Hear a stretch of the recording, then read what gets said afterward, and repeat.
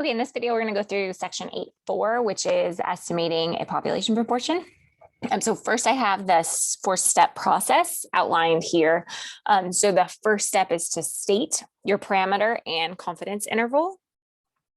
And then plan.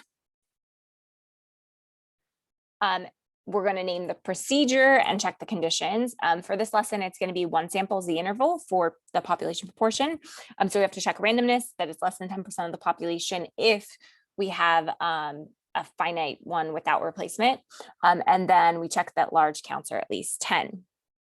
So then once we've checked those conditions, we're going to calculate using the margin of error formula.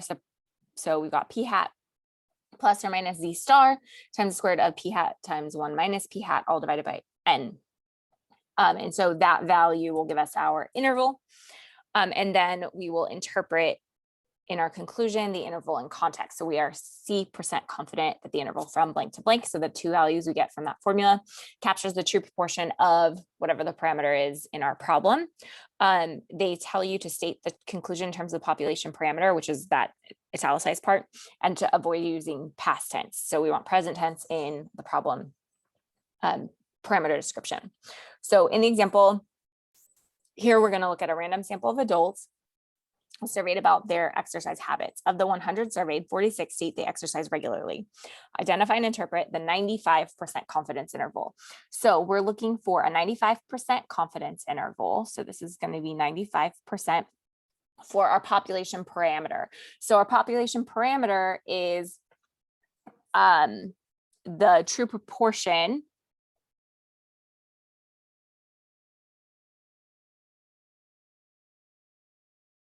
of adults, because that's who they surveyed, and they exercise regularly. So that, or I guess who exercise regularly.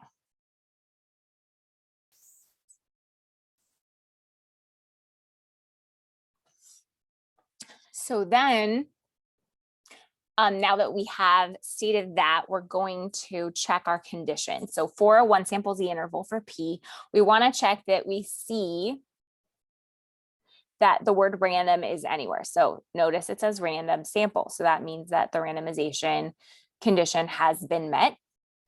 Less than 10% of the population. Because this is not a finite population, meaning there are an uncountable number of adults, it's going to meet that requirement. Remember that it's only really applicable if I have a finite population and I'm drawing without replacement. So large counts, I'm multiplying n by p hat and then n by the conjugate of p hat. So if we're looking at the problem, we have 100 surveyed, so that's our n. So n equals 100.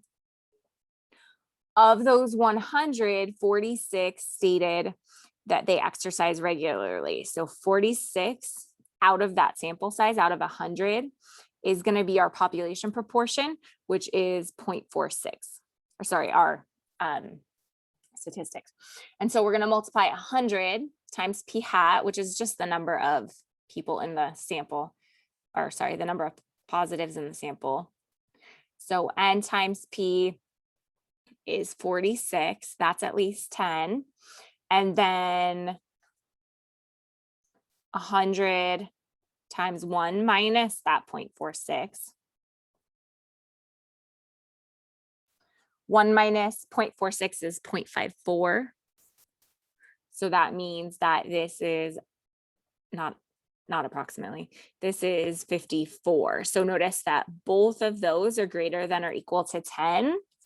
So that means that it passes the large counts test. So that means that we, that this situation meets the requirements to do the test.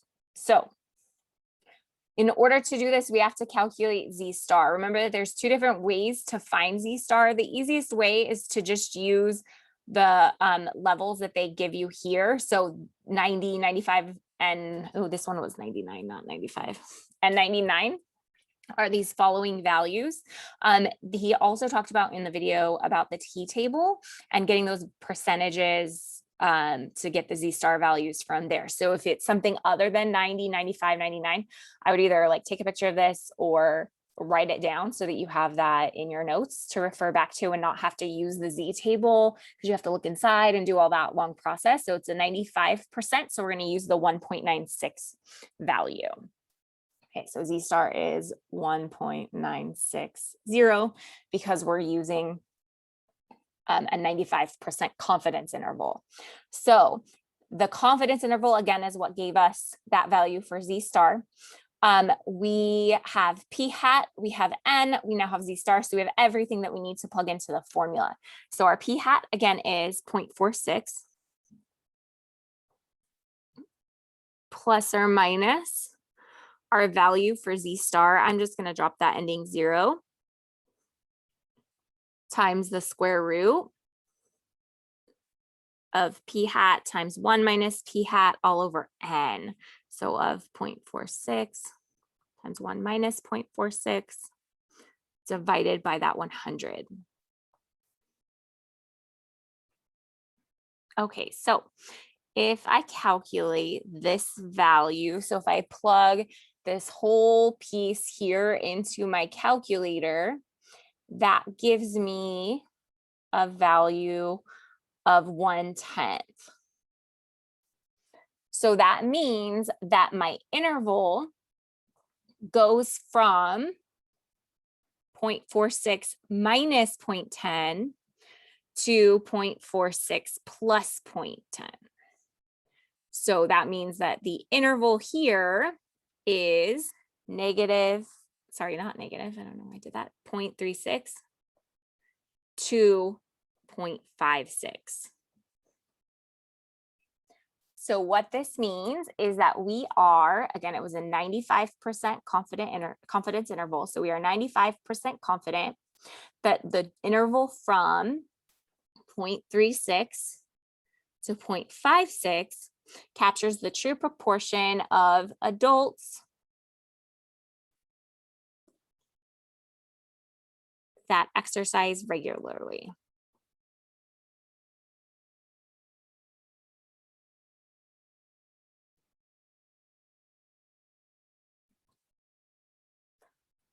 Okay, so that is the process for using a single one sample z interval for p. So again, we use those 4 steps to find our interval for 95% confidence.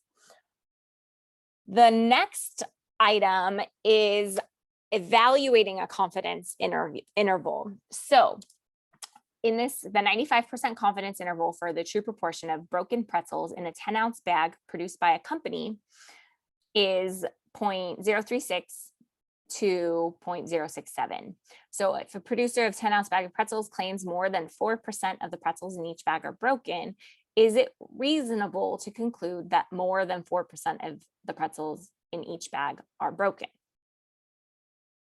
So what I'm looking at here is that are there values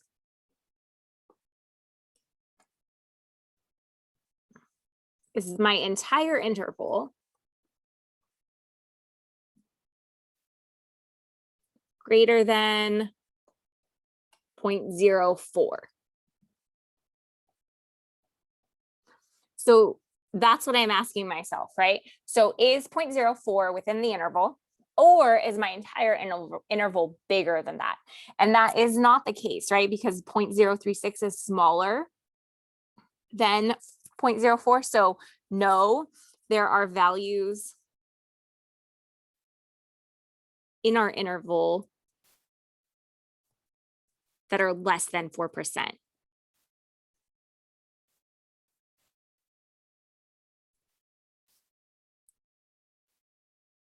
Okay, so that is not a true conclusion.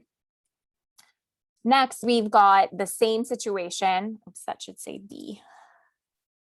Whatever.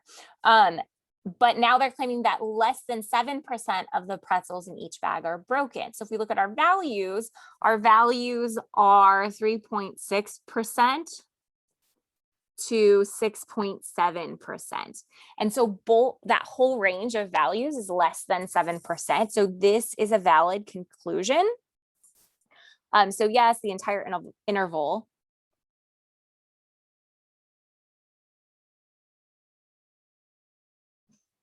is less than 7%. So again, ultimately you're looking at the whole interval needs to fit whatever description they're given. It doesn't matter if it's a majority that fits.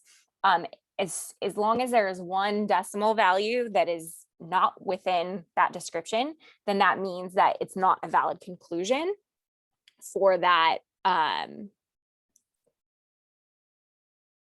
interval percentage. Okay, so then the last thing that they did is calculate the sample size given a margin of error and obviously a p-hat, a statistic. And so in this problem, they first do it where they solve, like plug in what they know and then solve for n. And then he does it algebraically, so you get the formula. So I would make sure to write down this formula so that when you get to a problem, you can just plug into it and plug it into your calculator. You don't want to try to solve the one on the left. So in this example, I have a recent study estimated that 53% of US adults enjoy reading a book while relaxing. How many adults are required for a random sample to obtain a margin of error of at most 0.07 with 90% confidence? Okay, so I'm identifying p-hat, z-star, and the margin of error. So looking at the problem, they give me the margin of error as 0.07. So I want 7% margin of error. My confidence interval, remember, gives me z-star. So if I go back and look at those common confidence intervals, for a 90% confidence interval, my z-star is 1.645.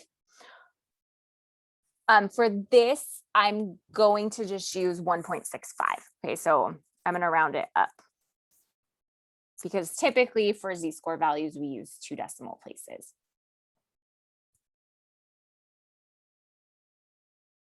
Okay. And then lastly, I need p-hat. Remember that that's the what the study found. So the study estimated. So that means that that is your p-hat value. So p-hat then is 0.53. So we're going to plug all of that into the formula for n. So n must be at least p-hat times 1 minus p-hat times the square of z-star over the margin of error. So I've got 0.53 times 1 minus 0.53 times 1.65 over 0.07 all squared. Okay, so if I calculate this value, I get that n must be at least 138.4. Remember that we always want to round up.